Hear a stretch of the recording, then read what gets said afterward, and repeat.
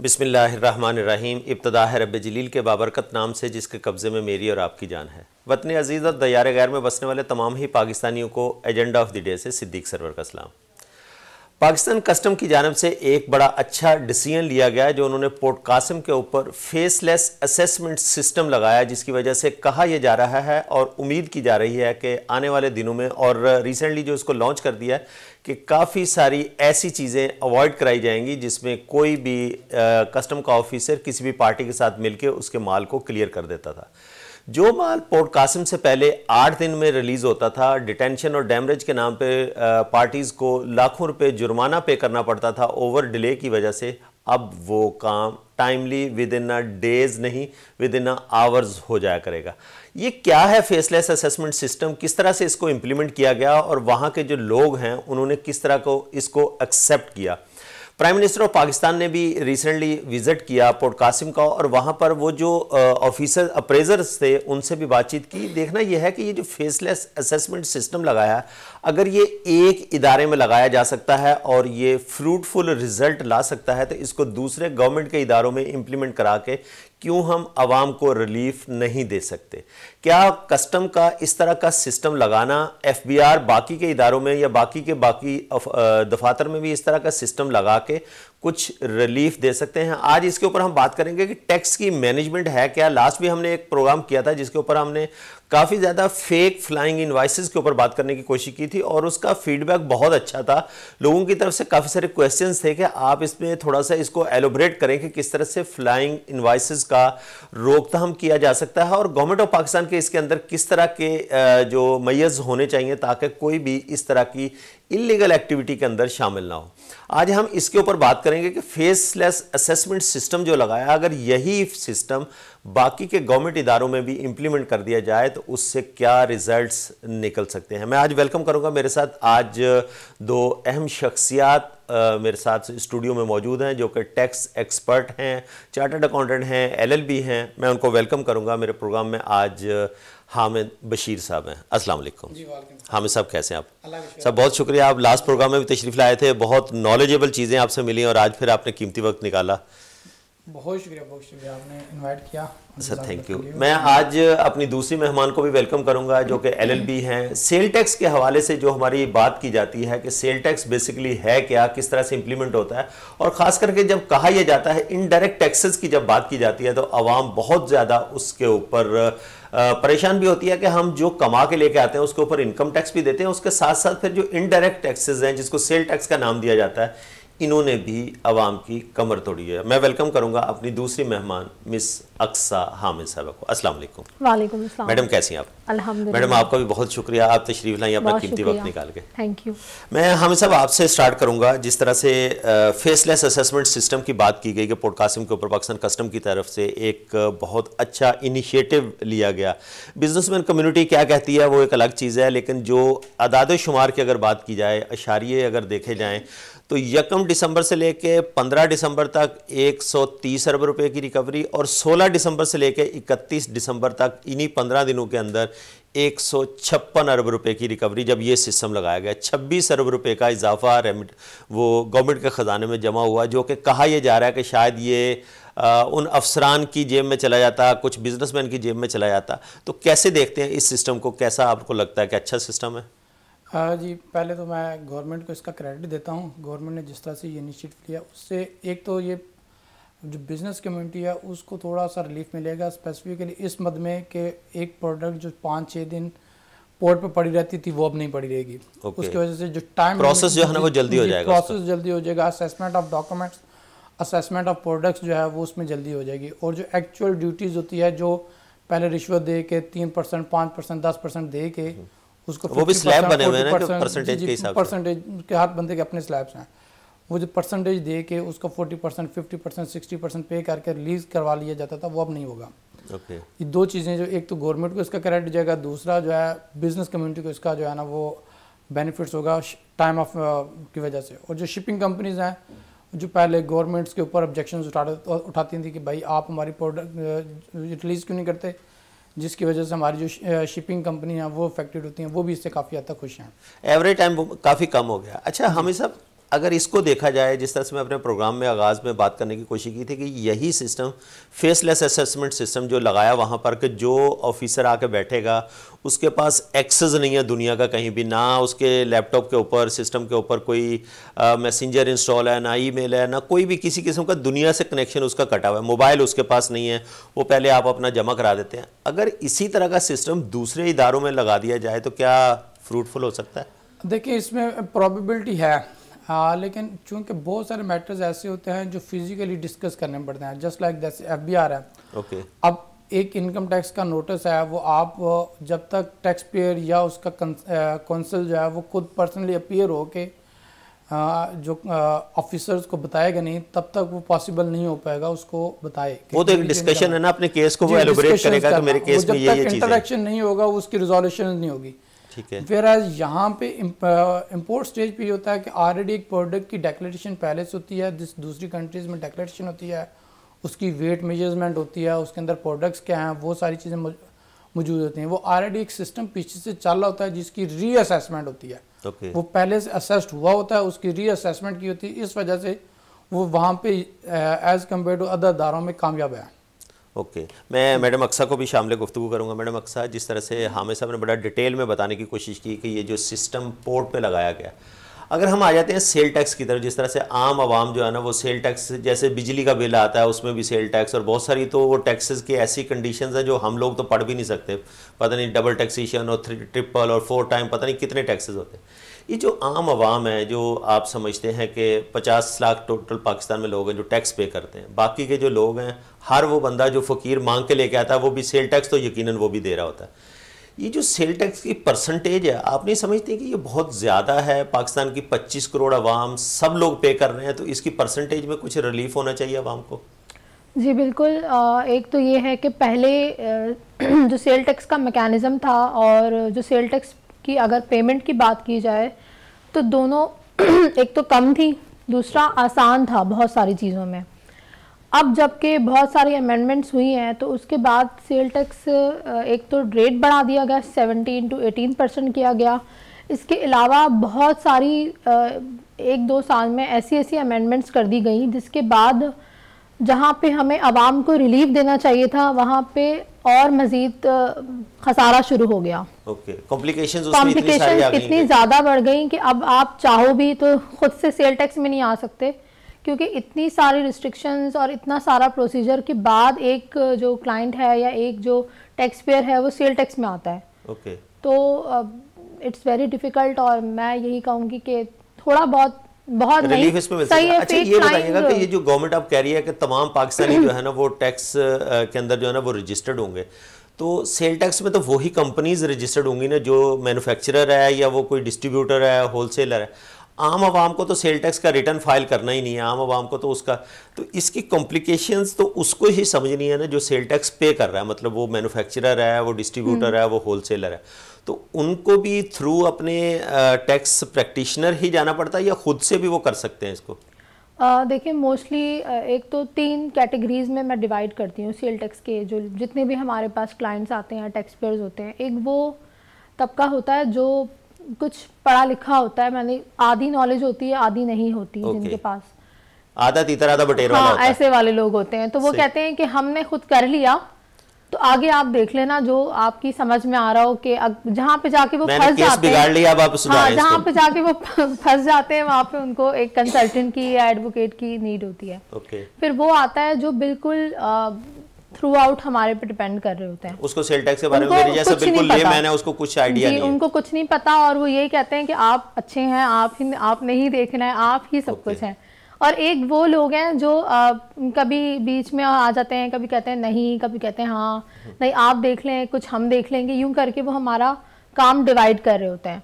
तो यूं करके वो 3 कैटेगरीज के लोग हैं हमारे पास जो आते हैं कि अच्छा, जो टैक्स प्रैक्टिशनर होता है वो कितना फंसाता है कंपनी को? जो एक बंदा टैक्स प्रैक्टिशनर के पास आया, उसने आके अपनी सारी रुदाद सुना दी कि मुझे ये बीमारियां हैं, इसका हल बताएं।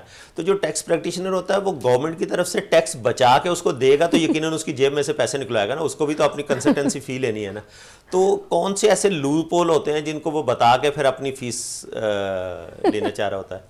ये तो बड़ा मुश्किल सवाल है क्योंकि हम इस सीट पे बैठे होते हैं और देख रहे होते हैं बहुत सारी चीज़ें, क्योंकि देखें सिर्फ कमाना तो नहीं है ना, आवाम को भी कुछ बचा के देना है और कुछ जो है वो गवर्नमेंट को भी देना है। जहाँ लग रहा होता है कि नहीं गवर्नमेंट को देना ज़रूरी है और लाजिम कर देना चाहिए क्लाइंट पर, तो फिर हम वो डंडा सिस्टम चलाते हैं अपना, कहते हैं नहीं भाई यू शुड करना चाहिए। अब जहाँ पे लगता है थोड़ा बहुत रिलीफ मिल जाना चाहिए, क्योंकि जाहिर बात है सेल टैक्स में देखिए डेली आप हर मंथ दे रहे हो, तो वो बेचारा क्लाइंट जिस दर्द में होता है, तकलीफ में होता है, वो तो हम देख रहे होते हैं। सेल कर रहा है तो उसी के ऊपर मैं हामिद साहब को भी गुफ्तगू में शामिल करूंगा। हामिद साहब, जब वो एक प्रोडक्ट सेल कर रहा होता है तो उसी पे टैक्स देता है ना।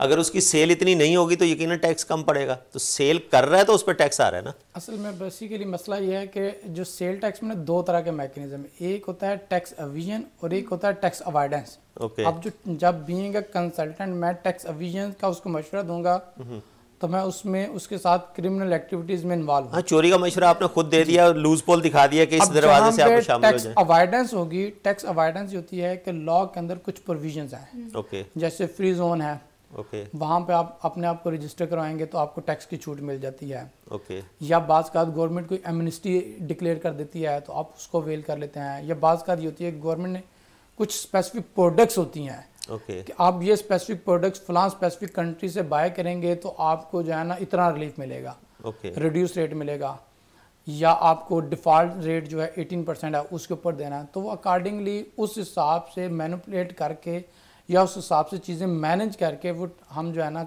क्लाइंट्स को मशवरा देते हैं।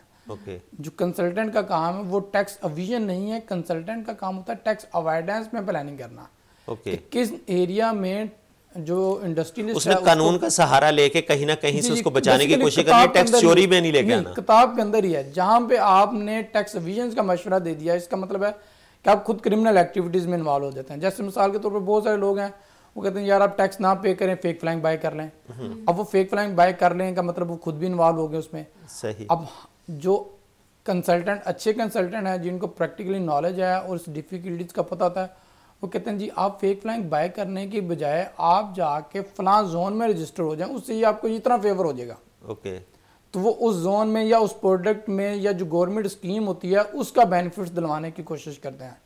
तो ये दो डिफरेंट अप्रोच कंसल्टेंट्स अडॉप्ट करते हैं जिसकी वजह से उसको डिफरेंशिएट करना, अपने कस्टमर का, अपने क्लाइंट को जो है ना वो गाइड कर रहे हैं। मैडम आपकी तरफ होंगे, जो फेक फ्लाइंग इनवॉइसेस की बात की हामिद साहब ने, फ्लाइंग इनवॉइसेस जो है ना ये कितना बड़ा चोरी के जुमरे में आता है या ये इलीगल है? इसकी कोई सज़ा वगैरह भी है गवर्नमेंट की तरफ से? जी बिल्कुल, हमने काफ़ी सारे केसेस डील किए हैं फेक फ्लाइंग इनवॉइसेस के भी। तो इसमें तो सबसे पहले जो FBR का मैकेनिज़्म है वो ये है कि आप उस लाइन के अंदर जितने भी लोग हैं, चाहे आपने उससे सेल किया है, परचेज़ किया है, जो कुछ भी किया है, वो उन सबको एक सर्कल में ले लेती है, ठीक है। उसके बाद ये है कि जितने भी लोग फेक फ्लाइंग इनवॉइसेस में, क्योंकि ये है इलीगल ऑब्वियसली सी बात है, तो उनके खिलाफ वो FIR कटवाती हैं और उनको क्रिमिनल एक्टिविटी में लेके जाती हैं। Civil as well as criminal दोनों प्रोसीडिंग्स चल रही होती हैं। लेकिन अभी कुछ और अमेंडमेंट्स आई है, जैसे हमारे पास कुछ हाई कोर्ट का, सुप्रीम कोर्ट के कुछ फैसले आए हैं इस चीज़ में कि आप उनके खिलाफ FIR कटवाने की बजाय जो सिविल प्रोसीजर है उसमें उनको पहले लेके चलें। सिविल कोर्ट्स की तरफ ले जाएं। जी, सिविल की तरफ ज़्यादा लेके जाएं, रिकवरी करें और फाइनेंशियली सारे मामलात रखें बनिस्बत ये कि आप उसके खिलाफ FIR कटवा के उनको अंदर करें। लेकिन फिर भी अभी भी FBR इससे पीछे नहीं हटा, कुछ हद तक वो कर रहे हैं FIR वाला मामला, लेकिन कम्प्लीटली ख़त्म नहीं हुआ है। अच्छा, ये जो फेक फ्लाइंग इनवॉइसेस होती हैं इसमें HS कोड का बड़ा अमल दखल होता है। ये कहते हैं कि ये HS कोड क्या होता है, ज़रा इसका थोड़ा सा डिफाइन करते हैं ताकि हमारे लेमैन एज ए लेमैन जो है ना वो नॉलेज में हो। देखिए, HS कोड ये होता है कि फॉर एग्जांपल आप कोई भी प्रोडक्ट जो सेल कर रहे हैं ना, उस प्रोडक्ट को स्पेसिफाई करने के लिए इन्होंने HS कोड रखे हुए हैं। फॉर एग्जांपल कि अगर आप सेल कर रहे हैं, कोई भी थर्ड शेड्यूल का आइटम हो गया, तो उसके अलग से कोड्स होंगे जो हमारे पास मौजूद होंगे। यानी परचेजिंग अगर आपकी ए आइटम के कोड के ऊपर है तो वो बी में सेल नहीं हो पाएगा, वो ए पे सेल होगा। बिल्कुल बिल्कुल। तो ये इस तरह से इसकी जो है ना वो कोडिंग की हुई है। उससे रिलेट कर सकता है कोड, लेकिन कंप्लीटली चेंज नहीं हो सकता कि अगर आप इस कंप्यूटर सेल कर रहे हो, उनकी नेचर डिफाइन की हुई है कि इस प्रोडक्ट की अगर ये वाली नेचर है तो उसको इसी नेचर के ऊपर जो है ना वो सेल भी किया जाए। मैडम मुझे यहाँ पर एक ब्रेक का इशारा हो रहा है, ब्रेक से लौट के आएंगे फिर यहीं से कंटिन्यू करेंगे। नाज़रीन, आज हम बात करने की कोशिश करेंगे टैक्स की मैनेजमेंट कैसे हो रही है और उसकी अंडरस्टैंडिंग कैसे होनी चाहिए। जो इस वक्त faceless assessment system port Qasim पे लगाया गया है, इसको अगर दूसरे इदारों में भी इम्प्लीमेंट कर दिया जाए तो उससे क्या कुछ फ़ायदा हो सकता है। तो यहाँ पर लेंगे एक छोटा सा ब्रेक, ब्रेक से लौट के आएंगे। Stay tune.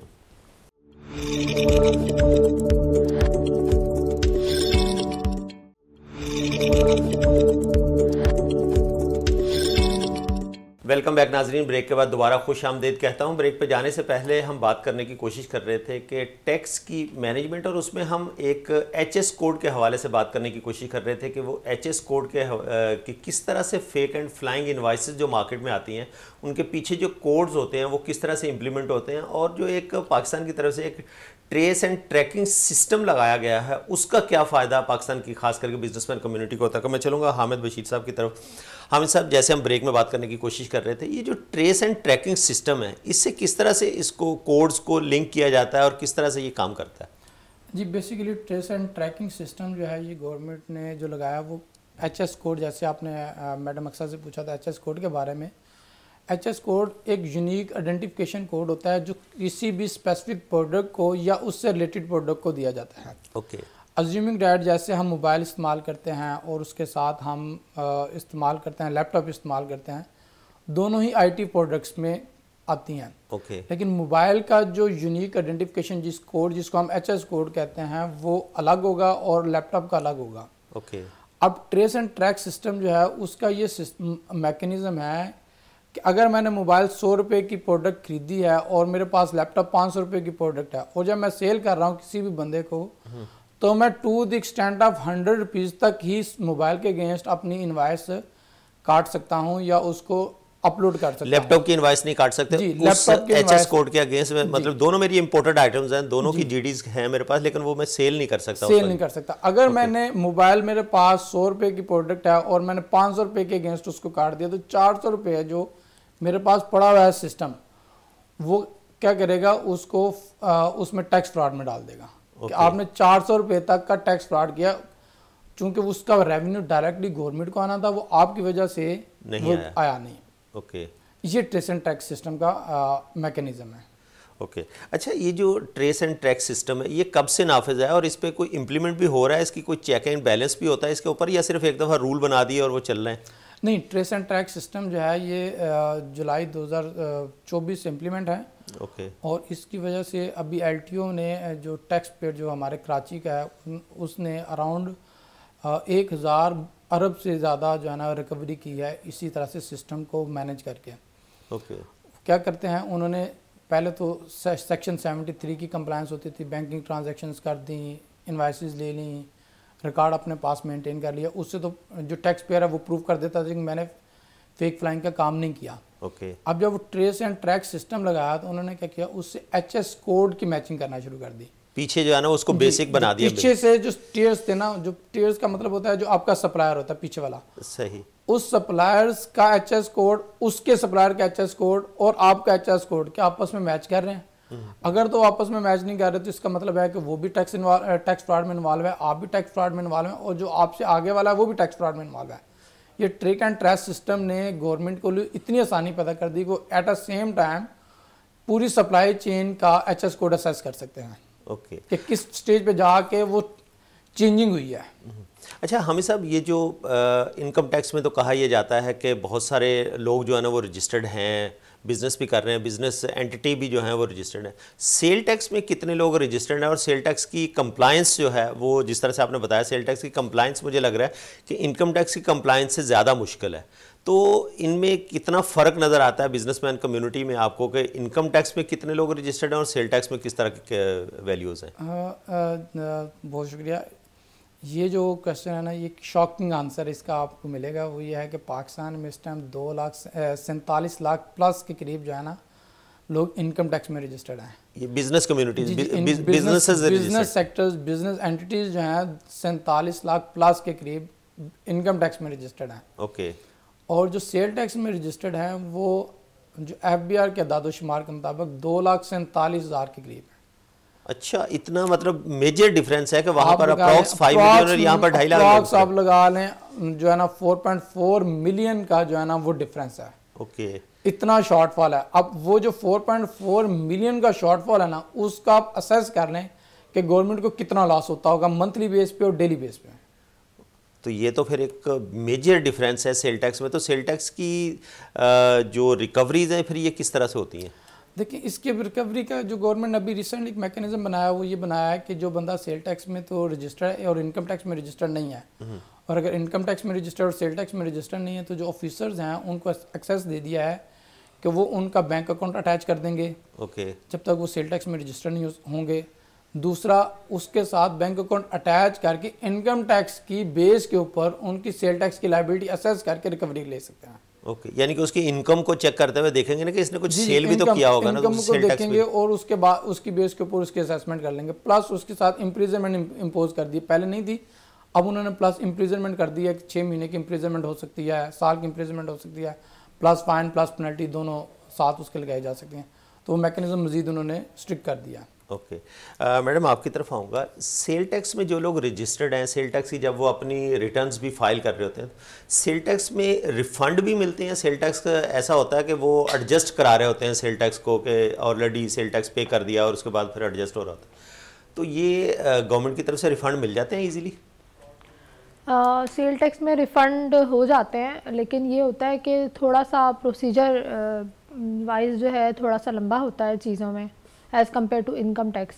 और थोड़ा मुश्किल से रिफ़ंड मिलते हैं सेल टैक्स में, लेकिन हो जाते हैं सारा प्रोसीजर। तो इसमें क्या हर्डल्स क्या होती हैं, किस तरह के केसेस होते हैं जिसमें सेल टैक्स का रिफ़ंड मिल सकता है? सेल टैक्स का रिफ़ंड अगर आपका बनता है तो ऑब्वियसली मिल जाएगा आपको, और नहीं बनता तो नहीं मिलेगा। पार्टीज क्लेम तो करती है ना कि मेरा सेल टैक्स का इतना रिफंड बनता है, फिर वो देखना पड़ता है ना हमें भी जाके कि वाकई इनका सेल टैक्स में रिफ़ंड बनता है नहीं बनता। कुछ चीज़ें देखें वो फिर उसमें भी आ जाती हैं कि आप फेक एंड फ्लाइंग में तो नहीं जा रहे, आप कोई और मामला तो नहीं है, क्योंकि बाज़ औक़ात ये होता है कि जब हमें क्लाइंट का पता होता है तो हम उन्हें पहले रोकते हैं खुद से भी कि आप उस तरफ ना जाएं। हो सकता है कि जैसे इनकम टैक्स में बहुत सारे मामलात ऐसे होते हैं, जब आप इनकम टैक्स का रिटर्न फाइल करते हैं उसमें भी हम बहुत सारी चीज़ें ऐसी डालते हैं और निकालते भी हैं जो क्लाइंट की नॉलेज में होता है, और उसके बावजूद भी रिफ़ंड बन रहा होता है उनका, और हम उन्हें मना करते हैं उस वक्त कि आप थोड़ा रुक जाएं, रिफ़ंड मिल जाएगा आपको। सिमिलर केस सेल टैक्स के साथ भी है कि जब एक जो ऑफिसर है जब वो खंगालेगा तो वो एक एक चीज आपकी देखेगा, वेरीफाई करेगा, तो यकीनन वो फिर देखेगा ना कि मैं और कहां वेरीफाई करेगा। जब वो वेरीफाई करेगा तो ऐसा ना हो कि रिफंड की बजाय आप ऑडिट की तरफ चले जाएं, तो ये बड़ा एक मसला रहता है। दूसरी ज़बान में बोलते हैं नया कट्टा ना खुल जाए। एग्जैक्टली, तो हम इसीलिए उनको रोकते हैं कि आप थोड़ा रुक जाएं, रिफंड मिल जाएगा, लेकिन थोड़ा सा मामलात ऊपर नीचे करके रिफंड दे देंगे आपको, ऐसा मसला नहीं है। तो ऐसे लोग होते हैं जो सेल टैक्स से रिफंड, सेल टैक्स में इनपुट भी मिल रहे होते हैं, तो वो भी इनपुट जो है वो बेसिकली रिफंड की एक शक्ल होती है? नहीं, इनपुट और आउटपुट जो होता है ना आपस में एडजस्ट हो रहा होता है। तो एडजस्ट होने के बाद जो कैरी फॉरवर्ड होता है वो फिर आगे चलता जाता है, फिर उसकी शक्ल में आपको एक रिफंड मिल रहा होता है। ओके, हम सब इसी केस को मैं लेके आऊँगा आपकी तरफ। जो इनपुट की बात की जाती है, पहले जैसे बहुत सारी ऐसी पेट्रोलियम मसनूआत के ऊपर थी कि अगर आपकी इंडस्ट्री में मैन्युफैक्चरिंग यूनिट में कहीं पे यूज़ होता है वो पेट्रोलियम मसनूआत एज ए मैन्युफैक्चरिंग यूनिट में, मैन्युफैक्चरिंग के किसी पार्ट के अंदर, तो उस पर इनपुट मिल जाता था। आप बाकी इंडस्ट्री में दूसरी ट्रांसपोर्टेशन में यूज़ करते हैं तो इनपुट नहीं मिलता था। अब शायद वो वाला इनपुट भी ख़त्म कर दिया, तो इसकी बेसिकली डिफरेंस क्या है इसमें?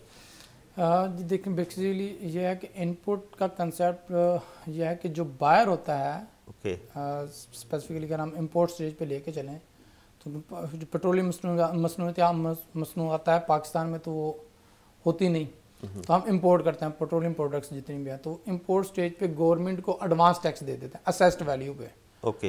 18% प्लस 3% लगा के असेस्ड वैल्यू पे जो मार्केट वैल्यू हो तो उसके ऊपर दे देता है। अब वो उसने क्लेम करना है कि इससे गवर्नमेंट से या वो क्लेम करेगा पब्लिक से, क्योंकि अल्टीमेटली जो इसका बर्डन है वो पब्लिक के ऊपर आता है। हाँ, एंड यूजर के ऊपर इसका बर्डन तो आएगा ना। तो गवर्नमेंट क्या करती है, एडवांस पे ले लेती है, फिर उसके बाद क्या करती है, इधर लेती है। अब उन्होंने क्या किया है कि मैन्युफैक्चरर्स जो है उनको इसमें वेवर दे दिया है, और जो प्रोडक्ट जो है वो at import stage full and final जो है वो असेस करके उसको पे कर देगा।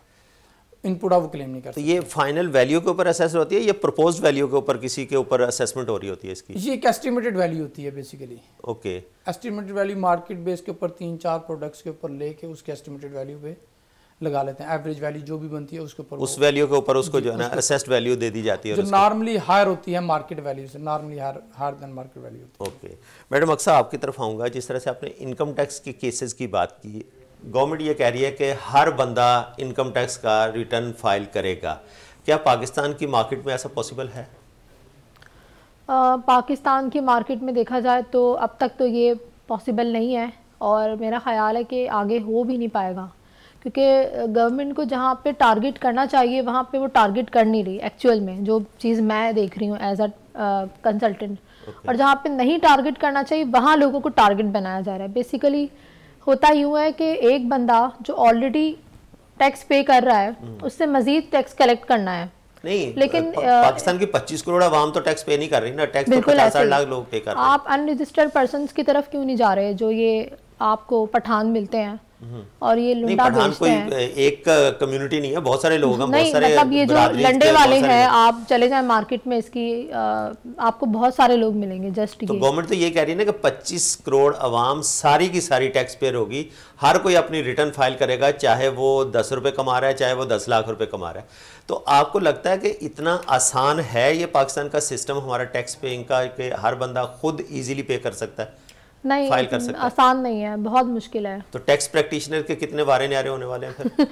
टैक्स प्रैक्टिशनर तो बेचारे वैसे ही रुल गए हैं क्योंकि जो है ना, जब लॉज इतने ज़्यादा इम्प्लीमेंट कर दिए गए हैं तो बेचारा जब टैक्स पेयर फंस गया है तो वहीं पर टैक्स कंसल्टेंट भी फंस गए हैं। नहीं, टैक्स कंसल्टेंट तो अपनी इनकम शो नहीं करता ना, वो तो यही बताएगा कि मैं किसी से 500 रुपए ले रहा हूँ, किसी से 1000 रुपए ले रहा हूँ, तो वो तो बैंक के थ्रू लेगा भी नहीं। एक केस पहले की बनिस्बत अगर मैं जाऊँ 2018 से 2021 तक में, तो पहले की बनिस्बत हमारे लिए भी हर्डल्स बहुत सारी आई हैं, क्योंकि प्रोसीजर इतना मुश्किल कर दिया है, इतना ज़्यादा मुश्किल कर दिया है कि जो केस हमारा 1 महीने में होता था अब वो 4 महीने ले गया। तो हमारी भी इनकम में फ़र्क आया है ना। तो मतलब वही पैसे तो वही मिलने हैं और वो केस अब 4 महीने तक जाना है। हम सब आप कितना एग्री करेंगे इससे? इसमें डेफिनेटली जो है ना काफ़ी हद तक एग्री करता हूँ मैडम से। दूसरा ये है कि चूंकि पाकिस्तान में जो ज़्यादातर जो लोग हैं उनको टैक्स लॉज का पता ही नहीं। बिल्कुल ऐसा ही है। इवन देन आपको भी टैक्स लॉज का बस ये पता होगा कि मेरी सैलरीज के ऊपर टैक्स विदहेल्ड होता है, बिजली के ऊपर टैक्स विदहेल्ड होता है। वो तो वो फाइनेंस वाले पहले काट लेते हैं ना, हमें पता भी नहीं होता, वो जो उन्होंने कह दिया बस उसी पे ईमान ले आते हैं। बस आपको इतना ही पता होता है। अदर देन डैड जो इतनी किताब बड़ी किताब है उसके अंदर अप्रॉक्सीमेटली 238 सेक्शन है। अब वो 238 सेक्शंस कैसे इंप्लीमेंट करेंगे एक आम नॉर्मल टैक्स पेयर को पता ही कोई नहीं है। लेकिन टैक्स प्रैक्टिशनर अपने लिए तो इस्तेमाल कर लेगा ना सारे। प्रैक्टिशनर्स को पता होता है वो अपने बेनिफिट्स के लिए, टैक्स पेयर के बेनिफिट्स के लिए, गवर्नमेंट के बेनिफिट के लिए तो इस्तेमाल कर लेता है। लेकिन टैक्स पेयर जब तक बेसिकली ये जिम्मेदारी टैक्स प्रैक्टिशनर्स की तो नहीं है। जो लॉ ने इम्प्लीमेंट की हुई है वो तो जो कमिश्नर्स हैं या डीसीज एसीज हैं, गवर्नमेंट ऑफिसर्स जो गवर्नमेंट ऑफिसर्स हैं, उनकी रिस्पांसिबिलिटी है टैक्स पेयर्स को असिस्ट करें और वो उनको बेनिफिट्स दें। अच्छा, हम सब अच्छा पॉइंट आपने हाईलाइट किया। जो गवर्नमेंट ऑफिसर्स हैं उनका कितना बैकग्राउंड होता है? जैसे आपने मुझे कहा मुझे तो टैक्स के बारे में नहीं पता, आम बंदे को भी नहीं पता। जो गवर्नमेंट ऑफिसर्स हैं उनका कितना बैकग्राउंड होता है टैक्स से रिलेटेड, और वो कितने फाइनेंस के लोग या टैक्स के लोग होते हैं, वो या डेपुटेशन पे भी आए हुए होते होंगे? बदकिस्मती से देखा जाए कि हमारे पास जो अभी तक गवर्नमेंट के ऑफिसर्स हैं, मेरी 9-9.5 साल की प्रैक्टिस में जो मैंने देखा है, जिनको फाइनेंस से रिलेटेड नॉलेज है वो हार्डली आपको 5% या 4% मिलेंगे। अच्छा, तो बाकी के 95% बस दूसरे बैकग्राउंड से होंगे। जो होते हैं वो अदर देन डैट बैकग्राउंड्स होते हैं, और वो क्या करते हैं CSS करके इधर आ जाते हैं। और आके आप ये देखेंगे इस टाइम पाकिस्तान में FTO ने पिछले 1 साल में 13,000 के करीब जो है केसेस रिजॉल्व किए हैं जो गलत असेसमेंट की ऑफिसर्स ने। ओनली 4% केसेस वर एक्चुअल जो उन्होंने रिजेक्ट किए FTO ने, बाकी सारे 96% केसेस रिजेक्ट किए हैं। उससे आप जो टैक्स पेयर्स और जो टैक्स ऑफिसर्स की असेसमेंट कर सकते हैं कि टैक्स ऑफिसर्स कितने कम्पिटेंट हैं। अच्छा, ये जो मैडम की बात थी कि हमारा जो केस 1 महीने में रिजॉल्व हो जाना होता है वो 4-4 महीने लगते हैं, तो उसकी बेसिक रीजन ये भी है कि जो ऑफिसर्स हैं वो बेसिकली बैकग्राउंड से नहीं है। जी, उसकी बेसिक रीजन ये होती है कि ऑफिसर्स को आप समझाते हैं जाके बच्चों की तरह ओके कि ये एक एंटिटी ऐसे नहीं ऐसे हुई है, ऐसे नहीं ऐसे हुई, डबल एंट्री ऐसे नहीं ऐसे हुई। अब उसको समझने के लिए उसको साथ में पैसे देने पड़ते हैं कि आप ये समझें तो पैसे लें, पैसे दें, आपको दे रहे हैं तो आप इसको समझें, अगर वो उसको समझना भी नहीं चाहता। नहीं, वो क्यों समझना चाहेगा? वो एक ऐसी पोस्ट पे बैठा है जहां पर जेब गर्म होगी तो समझ आएगा। प्रॉब्लम ये है हमारे यहाँ सोसाइटीज में करप्शन इतनी ज़्यादा हो गई है। दूसरा ये है कि टेक्निकल नॉलेज ना होने की वजह से इवन उनको ये भी नहीं पता होता कि जो एक प्रोसीजर्स अडॉप्ट किया जाता है किसी भी असेसमेंट के लिए, जो लॉ ने मैकेनिज्म डिफाइन कर दिया है, उसको भी फॉलो नहीं करते। ये तो फिर गवर्नमेंट को भी तो चाहिए ना कि ऐसे लोगों को वहां पर डिप्यूट करे जिनका कोई बैकग्राउंड टैक्स से रिलेटेड हो, मतलब उनका बैकग्राउंड है ही नहीं फाइनेंस का या टैक्स का, तो उनको ऐसे इदारों में क्यों लगाया जाता है? नहीं, उसका मैकेनिज्म किया जा सकता है। उसका मैकेनिज्म जैसे ICAP है, ICMA है और दूसरे इंस्टीट्यूट्स हैं, फाइनेंशियल इंस्टीट्यूट्स हैं, उधर जाकर उनको प्रॉपर ट्रेनिंग दिलवाई जा सकती है। नहीं, एक चार्टर्ड अकाउंटेंट ने 8-10 साल पढ़ा होगा, ICMA ने भी को 8-10 साल अपने मेहनत की होगी, ज़ाया की है अपनी ज़िंदगी के साल, तभी जाके वो किसी पोस्ट पे पहुंचा। और एक CSS करके आके उनकी जगह ले गए, अगर 1 हफ्ता 2 हफ्ते की ट्रेनिंग लेके वो काम तो नहीं कर सकता ना? नहीं, वो उनकी ट्रेनिंग तो होती है, लेकिन चूंकि CSS अफसर्स खुद से नोटिस बनाते ही नहीं। वो जो नोटिस बनाते हैं वो या तो उनके जो नीचे स्टाफ होता है वो बनाता है, वो क्या डिपार्टमेंट तो वही चला रहे होते हैं ना, जो अरसे से बैठे हुए होते हैं। क्या करते हैं, जस्ट साइन करते हैं और साइन करके आगे चला देते हैं। उसमें उसने क्या लिखा क्या नहीं लिखा, गलत है ठीक है, वो इसको असेस भी नहीं करना चाहते। ओके। फिर दूसरा उनको ये भी नहीं पता था कि वो जिस चीज़ को टैक्स कर रहे हैं वो 1 दफ़ा कर रहे हैं, 2 दफ़ा कर रहे थे, 3 दफ़ा, मैनी टाइम ऐसे हुआ है हमारे साथ। मतलब हम केसेस करते हैं, मिसमैनेजमेंट की वजह से भी टाइम जो है ना वो ज़्यादा हमेशा। मुझे एक बार फिर ब्रेक का इशारा हो रहा है। नाज़रीन, आज हम बात करने की कोशिश कर रहे हैं कि टैक्स की मैनेजमेंट और उसकी अंडरस्टैंडिंग के ऊपर। जिस तरह से हामिद साहब ने एक बड़ा अच्छा पॉइंट हाईलाइट किया कि जो CSS अफसरान अपना CSS करने के बाद डिप्यूट हो जाते हैं FBR में या टैक्स से रिलेटेड जितने भी बाकी के डिवीजन्स हैं, उनको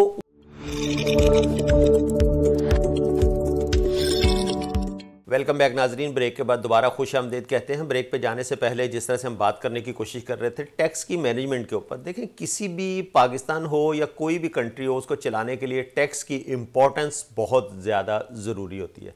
अगर आवाम टैक्स पे नहीं करेगी तो गवर्नमेंट जो भी होगी, किसी भी मुल्क की गवर्नमेंट होगी, वो उसको अपने पूरे जो उसके प्रोसीजर्स होते हैं उनको किस तरह से वो चलाएगी, एग्जीक्यूट करेगी। तो टैक्स जो है वो बहुत ज़्यादा ज़रूरी होता है। लेकिन जहाँ पर गवर्नमेंट के इदारे टैक्स की चोरी में और टैक्स की जो इस्तिलाहात हैं उनको उस तरह से इम्प्लीमेंट कराने में अगर नाकाम रहते हैं तो यकीनन वो वाले खातरखा या फ्रूटफुल रिजल्ट्स जो हैं वो नहीं आ सकते। टैक्स की वसूली के लिए जिस तरह से कहा यह जा रहा है कि फेसलेस असेसमेंट सिस्टम जो पोर्ट कासिम के ऊपर लगाया गया, उससे 15 दिन के अंदर 26 अरब रुपया अजाफी वसूल हुआ। तो अगर इसको एवरेज आउट किया जाए संडे निकाल के, तो अप्रॉक्स 2 अरब रुपया डेली बेसिस पे गवर्नमेंट के ख़जाने में एक्स्ट्रा जमा हुआ पिछले 15 दिन से। अगर इसी तरह से बाकी के इदारे भी गवर्नमेंट को सपोर्ट करें और वो उसी तरह से ईमानदारी के साथ तमाम इम्प्लीमेंट करें रूल एंड रेगुलेशंस को, तो यकीनन गवर्नमेंट ऑफ पाकिस्तान के पास बहुत अच्छा रेवेन्यू जनरेट हो सकता है। जिसमें हम बात ये करते हैं कि इस वक्त जो पाकिस्तान की कंडीशंस हैं, हमारे पास शायद उस तरह से रेमिटेंसेस नहीं आ रहे, तो हमें रेमिटेंसेस को और हमारे जो अहदाफ हैं, जिनको अहदाफ को हासिल करने के लिए हमने एक बजट पेश किया जाता है और बजट में ये कहा जाता है कि इतना टैक्स रेवेन्यू कलेक्ट किया जाएगा, तो उसके अंदर भी गवर्नमेंट ऑफ पाकिस्तान के तमाम इदारे मिलेंगे तो होगा।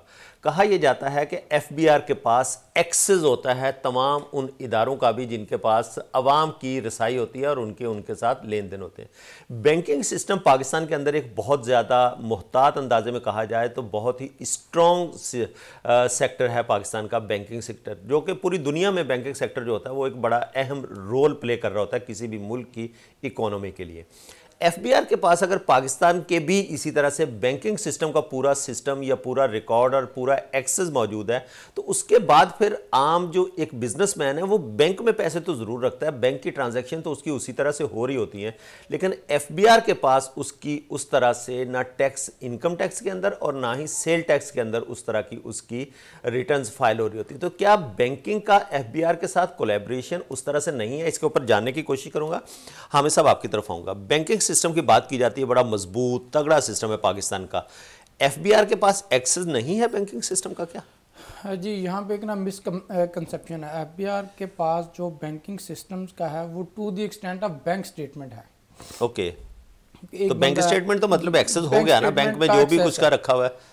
अदर देन डैट क्या मामला चलते हैं, उसका एक्सेस जो है एफबीआर ने कभी भी उसको कैप्चर करने की कोशिश नहीं की। स्पेसिफिकली अगर देखा जाए जो फाइनेंसिंग होती है, ओके, हमारे यहाँ अक्सर जो आप हिस्ट्री उठा के देखें, जितने भी टैक्स फ्रॉड्स होते हैं उसमें फाइनेंसिंग का अमल दखल ऑलमोस्ट मेन रोल होता है। मेन पहली ईंट फाइनेंसिंग की होती है। ओके, जो बैंक से उसने लीजिंग या फाइनेंसिंग जो ली होती है, सबसे पहली जो ईंट होती है वो फाइनेंसिंग की होती है। ओके, और उसमें किस तरह से होती है फाइनेंसिंग? मिसाल के तौर पे मैंने अपने रिटर्न के अंदर एक जो साल की अपनी इनकम है वो 1 करोड़ की दिखाई। ओके, अब मुझे अपनी प्रोडक्ट को इंक्रीज़ करना है या अपने कैपेसिटी को इंक्रीज़ करना है, तो मैं अपने चार्टर्ड अकाउंटेंट से या जो अपने टैक्स प्रैक्टिशनर है उससे मशवरा करूँगा और बैंक के लोगों को इन्वॉल्व करूँगा। तो मैं 1 करोड़ के बजाय अपनी जो वेल्थ है वो 5 करोड़ दिखा दूँगा, जो for specific purpose of financing होता है। ओके, उसके ऊपर मैं 5, उसमें कोई मार्केट वैल्यूएशन कराई जाती है जिसकी बेसिस के ऊपर वो बढ़ा देते हैं, क्या होता है उसमें? ये होता है कि एग्जेजरेटेड वैल्यूज ली जाती हैं, रिवैल्यूएशंस करवा ली प्रॉपर्टीज की। ओके, ठीक है, आपके जो पास एसेट्स हैं उसकी रिवैल्यूएशंस करवा ली जाती है। और जो बदकिस्मती से हमारे पास चार्टर्ड अकाउंटेंट्स के की वाफर मिकदार की वजह से ठप्पा सिस्टम चल रहा है। अच्छा, तो किसी भी फर्म से वो ठप्पा लगवा लेते हैं, जो 5,000 10,000 रुपये लेता है ठप्पा लगा के अपने। नहीं तो ऐसे फर्म्स कर देती हैं, उनका एक नाम, एक क्रेडिबिलिटी होती है। बहुत सारी फर्म्स हैं जिसको आईकैप टाइमली बेसिस पे मॉनिटर करता है, लेकिन इसके बावजूद भी चल रहा होता है नहीं है, वो कंट्रोल नहीं हुआ, कुछ सिस्टम चल रहा है। मतलब वो भी पाकिस्तानी आटा खा के बड़े हुए ना, उनके खमीर के अंदर भी जो है ना वो एक फ्लेक्सिबल वाला सिस्टम मौजूद है जी। और जो बैंकिंग सेक्टर्स है वो अपनी रिस्पांसिबिलिटी डाल देते हैं, जिसको मैंने चार्टर्ड अकाउंटेंट से इस टाइम वेरीफाई करवा लिया है। ओके, तो उसकी बेस के ऊपर वो फाइनेंसिंग दे देता है। ओके, अब एक ये जो एक्सटर्नल ऑडिटर कहलाते हैं ये वो काम करके दे रहे होते हैं। बेसिकली एक्सटर्नल ऑडिटर ही ये काम करते हैं। अब जिस बंदे ने अपने रिटर्न के अंदर 1 करोड़ की वैल्यू डिक्लेयर किया, हाउ इट इज पॉसिबल कि वो 5 करोड़ चार्टर्ड अकाउंटेंट से स्टैम्प लगवा के उसके ऊपर फाइनेंसिंग ले लेगा? ओके, इस एरिया को आज तक कभी भी मॉनिटर नहीं किया गया। आप पाकिस्तान की हिस्ट्री उठा के देख लें, ये फॉर द फर्स्ट टाइम हम मेरा ख्याल है इस टॉपिक पे डिस्कस कर रहे हैं। इस टॉपिक पे इवन डिस्कशन भी नहीं होती। ओके, ये हालत है हमारे यहाँ, मतलब इतना बड़ा गैप है इस एरिया को इग्नोर तो किया। इस वजह से एफबीआर जो है ना वो सिर्फ बैंक स्टेटमेंट तक तो उसका एक्सेस है, लेकिन उसके पीछे उसकी लीजिंग, फाइनेंसिंग, उसकी जो बैकग्राउंड की बाकी चीज़ें चल रही हैं वो उसके एक्सेस में नहीं है। वो उसके एक्सेस में नहीं होता। उसमें ये होता है कि वो फाइनेंस लेता है, फाइनेंस लेके पाकिस्तान से बाहर मूव कर देता है। उसके बाद अपने आप को बैंकरप्ट डिक्लेयर कर देता है, आपके सारे पैसे बाहर। और प्राइसिंग करके, जैसे रिसेंटली हमारे पास एक बड़ा फ्रॉड हुआ है, टैक्स फ्रॉड भी उसको कहा जा सकता है, फाइनेंशियल फ्रॉड भी है, हैस्कोल वाला। ओके, उसके जो शेयर्स की प्राइस थी 383 रुपीज़ पर शेयर्स थी। हाँ, वहाँ से वो 1-2 रुपए पे आ गया था। अभी 3 रुपये, 4 रुपये, 5 रुपये मार्केट वैल्यू चल रही है। जो एक मुहतात अंदाजे के मुताबिक बैंकिंग सेक्टर्स ने 585 बिलियन जो है वो लोन दिया हुआ था। अब वो सारे के सारा गया। अच्छा, आपका कहने का मतलब ये है कि जो पब्लिक लिमिटेड कंपनीज हैं, पब्लिक लिमिटेड कंपनीज अपनी जो मार्केट प्राइस होती है उसके ऊपर वैल्यूएशन लगा के लोन ले लेती हैं बैंकों से? नहीं, पब्लिक लिमिटेड भी नहीं, ये आजकल इंडिविजुअल्स की भी यही इशू है।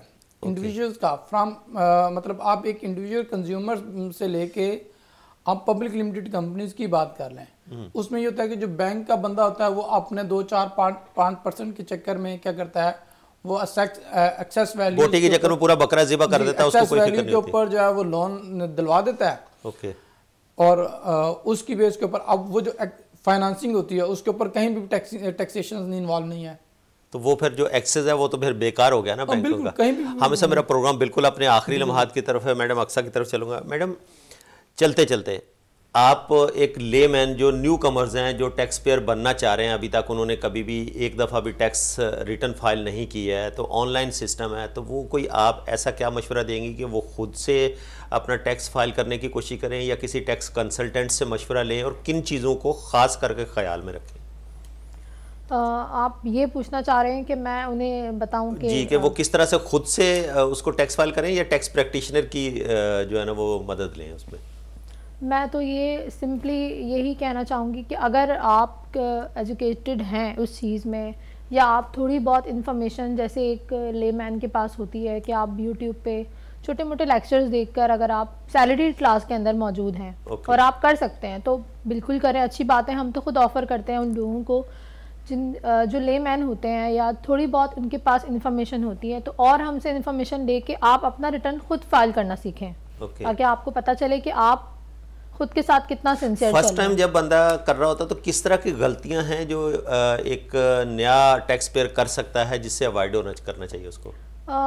फर्स्ट टाइम में तो मेरे पास काफ़ी सारे लोग आए हैं माशाल्लाह, लोग अब सीख गए हैं बहुत सारी चीज़ें, बस छोटी छोटी गलतियां होती हैं उनकी। अगर बिज़नेस में तो मैं उनको बिल्कुल नहीं कहूँगी कि आप अपना बिज़नेस रिटर्न खुद से फाइल करें, क्योंकि उसमें बहुत मिस्टेक्स होती हैं, कॉम्प्लिकेशंस होती हैं उसके अंदर, बहुत मसले मसाइल होते हैं। और अब जो कि FBR की तरफ से उसमें हमें फाइनेंशियल स्टेटमेंट भी इंक्लूड करनी पड़ती है, तो उसमें और ज़्यादा कॉम्प्लिकेटेड कर दिया है इन्होंने एज़ कम्पेयर टू सैलरीड। हाँ, सैलरीड क्लास जो है वो छोटी मोटी गलतियाँ यही होती है उसके अंदर कि एसेट्स वाली साइड पे आप अगर आप चले जाएं उसमें गलती के चांसेस होते हैं। दूसरा, अगर आप रिकन्सिलेशन वाले पोर्शन में चले जाएं तो वहाँ पे एक पोर्शन होता है जहाँ पे नॉर्मल टैक्स में जाके आपने अपनी इनकम शो करवानी पड़ती है, या अगर आप पेंशनर हो तो एग्जाम्प्टेड कैटेगरी में जाके डालना पड़ता है। तो ये छोटी मोटी गलतियाँ जो एक लेमैन कर देता है, अदरवाइज तो मतलब उसको टैक्स प्रैक्टिशनर से मदद जरूर ले लेनी चाहिए, एक दफा कंसल्ट जरूर कर लेना चाहिए, बेशक एक दफा वेरीफाई करवा लें हमसे, देन आप खुद कर लें, सारी जिंदगी लगा लें, कोई मसला नहीं है।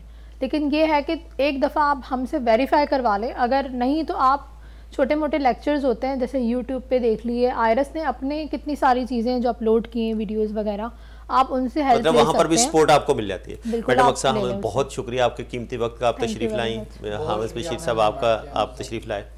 नाज़रीन, आज हमने बात करने की कोशिश की, इस वक्त जो हमारी पाकिस्तान की इकोनॉमी है, अगर हम स्टॉक मार्केट को देखें तो स्टॉक मार्केट एक ऐसा परफॉर्म करती हुई दिखाई दे रही है। 1,15,000 का इंडेक्स इस वक्त मार्केट में, जो इंडेक्स कहा जाता है, ये जो स्टॉक मार्केट का जो इंडेक्स होता है, ये किसी भी मुल्क की इकोनॉमी का बेसिकली फेस होता है। अगर हम इसको देखें तो माशाल्लाह से हमारा पाकिस्तान बहुत तरक्की करता हुआ दिखाई दे रहा है, और इसके साथ साथ अगर हम उन इशारियों को देखें, इकोनॉमी के इशारियों को, तो इस वक्त रेट ऑफ इंटरेस्ट भी जो है वो 13% के ऊपर, बेसिक जो रेट ऑफ इंटरेस्ट है वो 13% के ऊपर है। इसके साथ जो स्टेट बैंक ऑफ पाकिस्तान की जनवरी के अंदर फिर मॉनेटरी पॉलिसी की अनाउंसमेंट की उम्मीद है कि कहा यह जा रहा है कि जनवरी के अंदर एक बार फिर एक्सपेक्टेशंस ये हैं कि शायद 1 से 1.5% का और कट ऑफ किया जाएगा मॉनेटरी पॉलिसी में।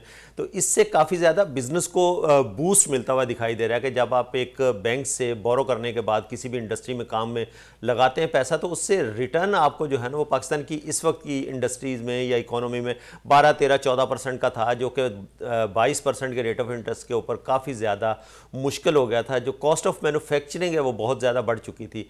अब अगर बिजली की प्राइसेस को भी जिस तरह से किया जा रहा है कंसीडर के, उसको भी शायद कम किया जाएगा। अगर ये कम किया जाता है तो एक बार फिर पाकिस्तान की मार्केट जो है वो काफ़ी ज़्यादा बूस्ट की जानब चलती हुई दिखाई दे रही है। गवर्नमेंट ऑफ पाकिस्तान की तरफ से भी बहुत स्ट्रेट फॉरवर्ड मेजर्स लिए जा रहे हैं, स्ट्रिक्ट मेजर लिए जा रहे हैं, जिससे बिजनेसमैन कम्युनिटी को बहुत ज़्यादा फ़ायदा होगा। अगर ये इसी तरह से फ़ायदा होगा, रूल एंड रेगुलेशंस की इंप्लीमेंट होगी, तो यकीनन हम सब लोग पाकिस्तान को लेके आगे बढ़ते हुए दिखाई देंगे और पाकिस्तान एक तरक्की करता हुआ मुल्क ज़रूर बनेगा। मुझे बड़ी उम्मीद है कि आप अपना और रियासत पाकिस्तान का बहुत सारा ख्याल रखेंगे। आज के इस एपिसोड से सिद्दीक सर्वर को दीजिए इजाज़त। अल्लाह हाफिज़।